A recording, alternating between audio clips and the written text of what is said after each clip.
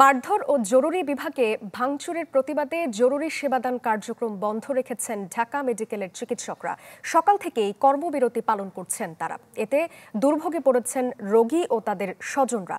গতকাল neuro surgery বিভাগের ৩ চিকিৎসককে মারধরের ঘটনা ঘটে।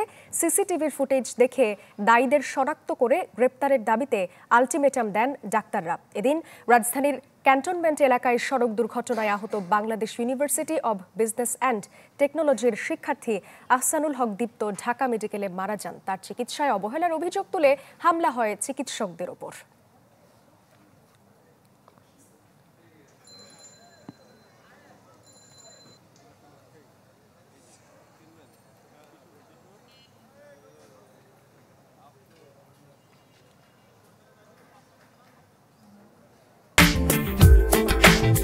ফ্যালকন অ্যালুমিনিয়াম মরিচা পড়ে না ও স্ক্র্যাচ প্রুফ। আরও জানাতে সরাসরি যুক্ত হচ্ছেন রমিজ হোসাইন। রমিজ হোসাইন, যারা ইন্টার্ন চিকিৎসকরা যারা কর্মবিরতি পালন করছেন তাদের সবশেষ দাবি দেওয়া কি এবং এই প্রসঙ্গে আসলে সবশেষ পরিস্থিতি কি জানা গেল? আচ্ছা, সবশেষ পরিস্থিতি যদি বলি, এখন পর্যন্ত ঢাকা মেডিকেলের জরুরি বিভাগে কিন্তু আমি এখানে এসে দেখেছি কোনো চিকিৎসক কিন্তু নেই, একদমই কিন্তু সেবা বঞ্চিত রয়েছেন এই সমস্ত সাধারণ যারা রোগী এখানে আসেন ঢাকার সহ দেশের বিভিন্ন প্রান্ত থেকে। আর যারা ইন্টার্ন চিকিৎসক যারা কর্মবিরতি পালন করছেন তাদের সাথে কিন্তু এখন পর্যন্ত আমার যোগাযোগ নেই। আমি গতকাল রাতে এখানে এসেছিলাম এবং তাদের সাথে কয়েকজনের সাথে আমার কথা হয়েছিল। তারা বলছিলেন যে কালকে কিন্তু তাদের উপরে 3 দফা হামলা হয়েছে। দুপুরের দিকে একটি বেসরকারি বিশ্ববিদ্যালয়ের শিক্ষার্থীরা তাদের বন্ধু আসলে মারা যাওয়ার এবং সেখানে বিনা চিকিৎসার একটা অভিযোগ তুলে চিকিৎসকদের উপরে হামলা চালিয়েছেন। এবং রাতে আরেকটি ঘটনা, খিলগাঁওয়ে দুই পক্ষের সংঘর্ষের মধ্যে এখানে একটি পক্ষে সে রোগীদের উপর হামলা করেছিল এবং সেখানে চিকিৎসকদের দাবি যে সেখানে কয়েকজন চিকিৎসকের উপরে তারা আসলে মারধর করেছিল।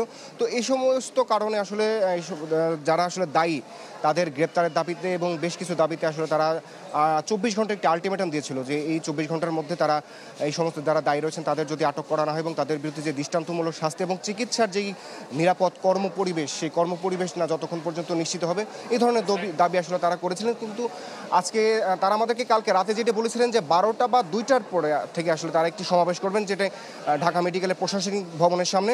এরপর থেকে আসলে তারা কর্মবিরতি যাবেন কি না এবং সারা দেশে এই ধরনের কর্মবিরতি পালন করবেন কিনা এই ধরনের একটি নির্দেশনা সেখান থেকে আসবে। তবে আমরা এখানে দেখেছি সকালের পর থেকে আসলে ভোর থেকেই কিন্তু যারা এখানে রোগী রয়েছেন বা রোগীর স্বজনরা রয়েছেন তারা বলছিলেন যে সকাল থেকে এখানে কোনো চিকিৎসককে আসলে তারা পাননি এবং ভেতরে কয়েকজন নার্স রয়েছেন যারা আসলে তারা যে সমস্ত রোগী আসলে 2 থেকে 3 জন এখানে ভর্তি আছেন, যারা কালকে বা তার আগে থেকে এখানে ভর্তি ছিলেন, এই সমস্ত নার্সরা আসলে সেই সমস্ত রোগীদেরকে যতটুকু সম্ভব আসলে চিকিৎসা সেবা দেওয়ার চেষ্টা করছেন। তবে চিকিৎসক এখন পর্যন্ত আমরা এখানে দেখিনি। তবে যেহেতু 2টা বা 12:30টার দিকে একটি সমাবেশের কথা রয়েছে ইন্টার্ন চিকিৎসকদের, সেখান থেকে আসলে তাদের দাবি দেওয়া বা তাদের পরবর্তী যে কর্মসূচি সেই বিষয়ে আসলে বিস্তারিত জানব।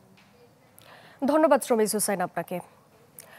কর্মবিরতি পালন করা ইন্টার্ন চিকিৎসকদের প্রসঙ্গে আরও জানাতে আমাদের সঙ্গে সহকর্মী রমিজ হোসাইন যুক্ত ছিলেন।